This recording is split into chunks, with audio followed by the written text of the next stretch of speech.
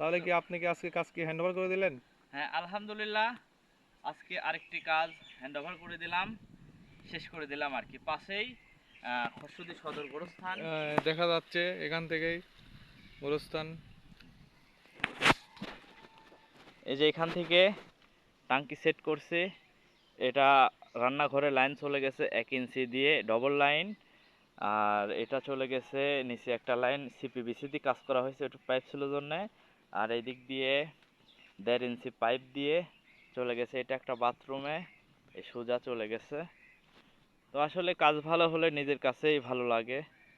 এই যে এদিক দিয়ে চলে গেছে। তো আসলে এইখানে কাজ করা হয়েছে এইভাবে। আর এটা চলে গেছে একটা গাড়ি ধোয়ার জন্য রোডের পর লাইন। আর এগুলো সব গ্যাস পাইপ কোর মেশিন দিয়ে কাটা হয়েছিল আর কি। এটাও গ্যাস পাইপ, আর এটা রান্নাঘরের গ্যাস পাইপ। এটা আমাদের সাথে কিন্তু নাজমুল সাহেবও আছে, নতুন কাজে জয়েন করছে। তো নাজমুল সাহেব, কাজের অনুভূতি কেমন?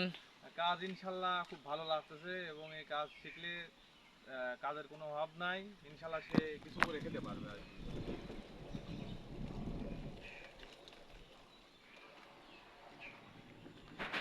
এই যে এদিক দিয়ে উঠে চলে আসছে,